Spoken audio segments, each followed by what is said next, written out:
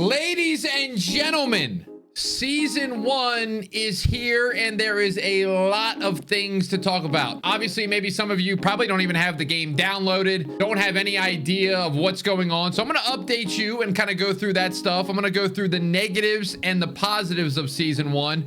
And there's a few things I want to discuss at the end of this video that don't just impact Black Ops 7, but they impact the future of COD. So if you're not interested in season 1, that may be a discussion that you want to listen to just to get the brain moving, because it could impact the next Call of Duty and the Call of Duty after that. So anyway, I actually was able to play season 1 when it came out. It was I guess it went live at it went live kind of early this year, but we all know that this was kind of advertised as the biggest season in Call of Duty history, whether it's the maps, the modes, the guns, and whatever, and Warzone, and blah blah blah blah blah. So I guess we'll start with the negatives, because some of you guys are sick and you only want the negatives, but we are going to talk about some positives because I do have some. I think there's quite a few. So if you're a positive person, you know, keep listening. If you're a negative person, you're going to enjoy the first few minutes of this video. But anyway, let's, I guess, start off with,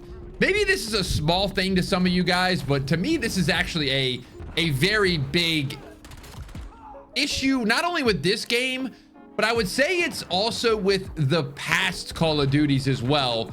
I don't know if you guys remember the first ever Black Ops 7, or not, maybe not the first ever Black Ops 7 trailer, but it was like the one that kind of introduced the story. I think it was during I want to call it E3, but that doesn't even exist anymore.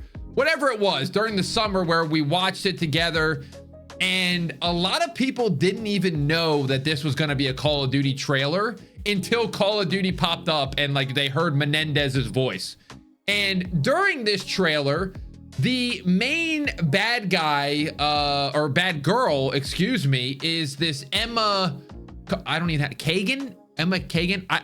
So she kind of seems cool. It's a really cool villain. Like, this is going to be the main villain. She's got some sort of tech company or something and is using Menendez's memory or AI or whatever, and it's got this awesome, I was super hyped about this campaign, and learning about who she was and learning about how she did this contraption to get under Mason's skin or get in his mind and blah blah blah blah blah. And as we all know, we played the campaign. We didn't make it past an hour, and it was absolutely disgusting. But that's not really what I'm talking about here. The point of this is, in season 1, my initial boot up was a cutscene. And in this cutscene, spoiler alert if you haven't played Black Ops 7 3, 2, 1, she gets killed off. I checked the COD wiki, I have it right in front of me, deceased. So the entire hype up of this villain, and then the campaign, I don't even really know what she was. And then for her to be killed off right away, it's like, what? I think of previous Call of Duties where there's a bad guy that's in multiple Call of Duties, or, you know, you learn more about them throughout the story. And in this one, we're already gone. It's gone. And it really goes back to, honestly, the writing in Call of Duty lately. And that's kind of what I want to tie into before we move on to the other subject in the negative. But when you really think about the last couple campaigns, they've just been bad. The writing has been bad. And, you know, Graves comes back out of nowhere in the Modern Warfare series when we think he's dead. Adler's kind of teased as... in Black Ops 6 is going rogue, and he's an enemy, and I think in the first mission he's back to being on your side.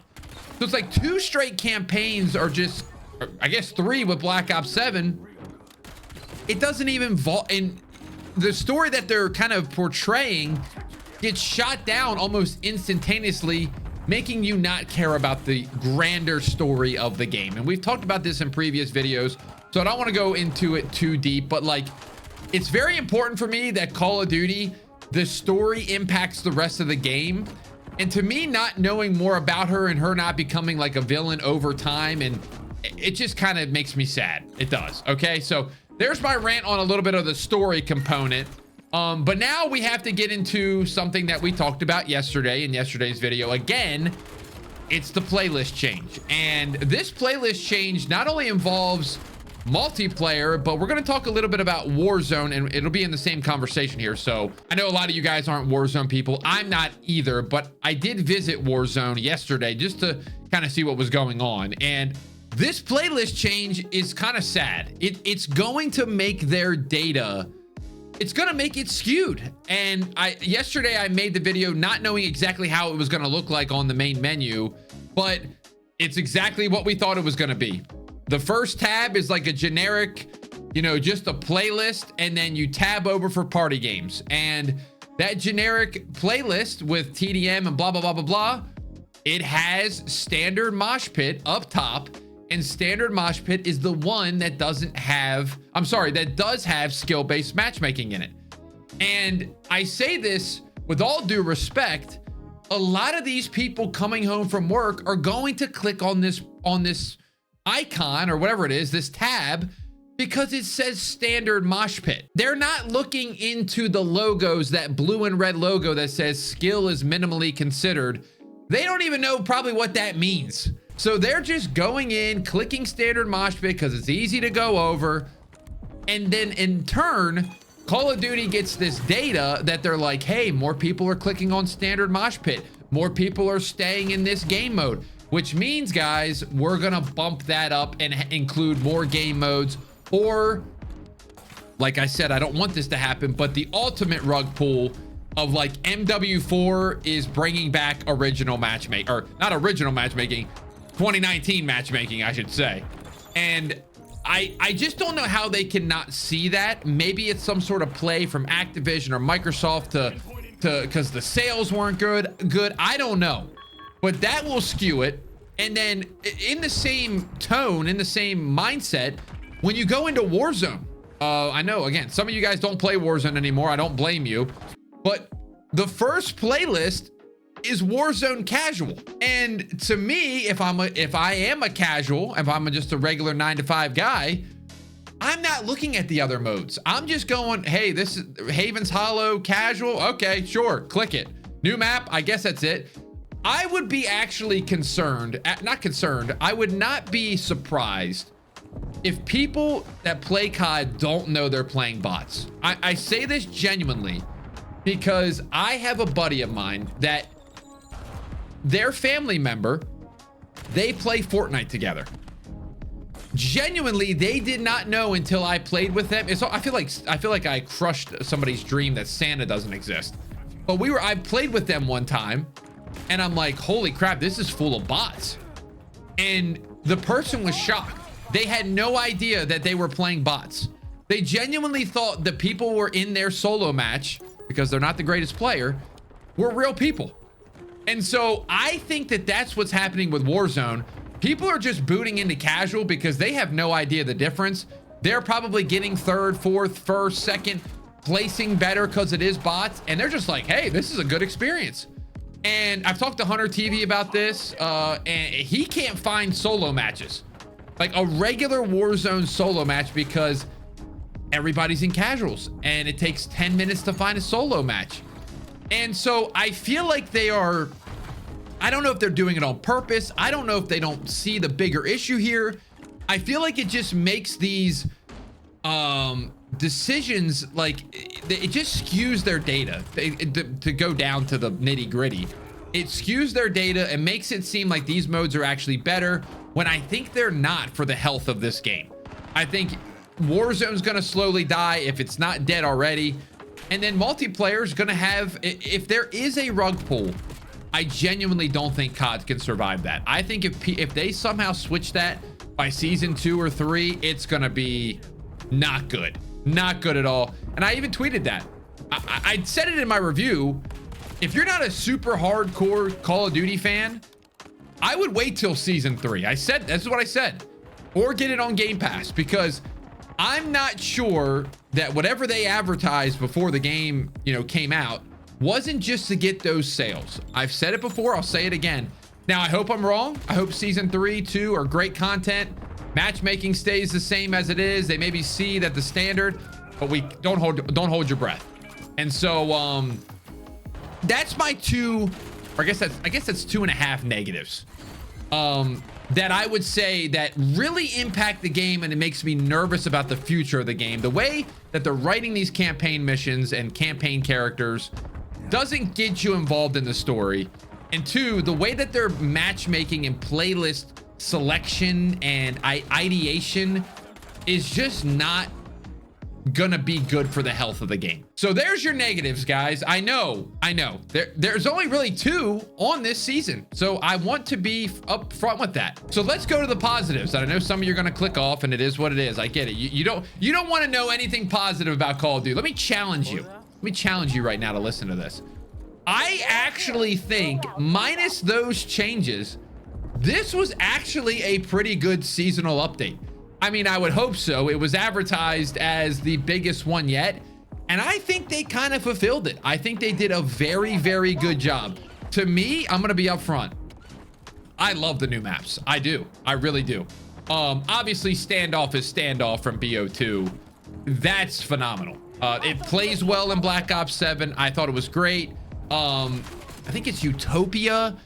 Kind of reminded me of an MW3 map. It's similar in like top of a skyscraper map. I can't remember what it is right now, but very similar vibe to that. Like the way it flowed.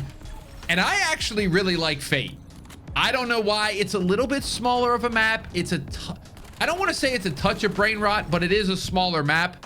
But I don't hate when Call of Duty tries some fun things in multiplayer. The little portals or whatever it is, it really gave me that throwback to like Halo. If you played Halo, some of you guys have no idea what that even is probably, but there was like these blue doors, or they're not, I know they're not that, guys, but you could walk through the doors in Halo and you would get portaled to another direction, another area, or another part of the map. And it actually ended up being like strategic in Halo, where it's like, okay, I could portal here, camp the portal, punch somebody in the back and they die. And I actually don't mind that. I didn't mind that they tried it. It's probably my favorite map of season 1. I'm not gonna lie, which is kind of insane. I did not expect that. Now, it did give me PTSD because it is the map where the Menendez machetes are falling down on the sky. So that was sad, but it's the best map by far. Guns, the SMG felt great. They're both super overpowered. So one's the Maddox, the other one I don't remember the name of it, but it kind of felt like the SMG felt like the MP7 mixed with what am I saying here, the VMP from BO3. Kind of what I thought about when I love the iron sights. And then the Maddox is pretty much exactly like it is in BO4 when you put that ELO sight on it. Doesn't really sound the same. The iron sight is definitely different, but overall they both perform very well. So to summarize, the season itself, I think it was good. And to go back to my previous point, if the seasons 1, 2, 3 are like this, and they kind of keep their momentum going, I could see people trying this game come March and be like, all right, it looks like some positive press here for COD for once. Let me go and download it on Game Pass, or let me go buy it for $29.99 and just get some fun for it.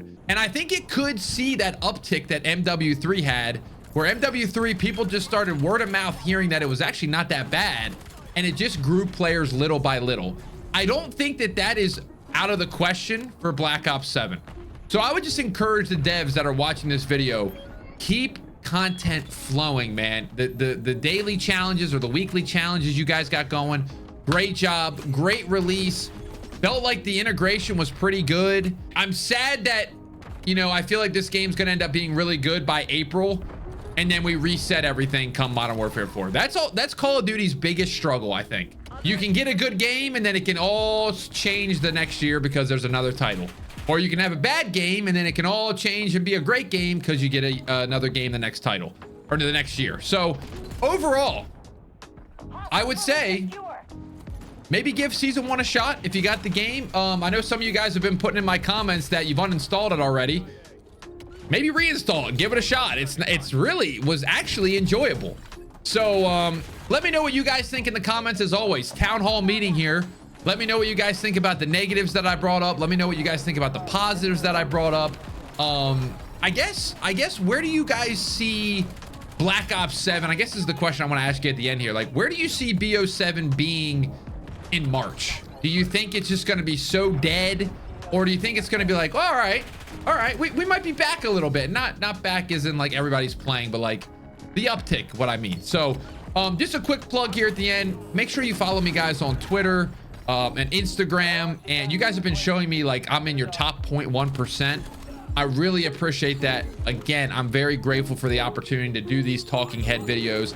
I've been kind of switching it up a little bit because it's been fun. So make sure you follow me over there. I have been streaming on Twitch a little bit more. So if you want to, it's all in the description. I won't bore you with the details, but hey, leave a like for me. Subscribe if you're new. Turn those noties on, because we got another video coming for you tomorrow. And it's another positive one, I think. Yes, unless something crazy happens today, it'll be positive. All right, see you tomorrow.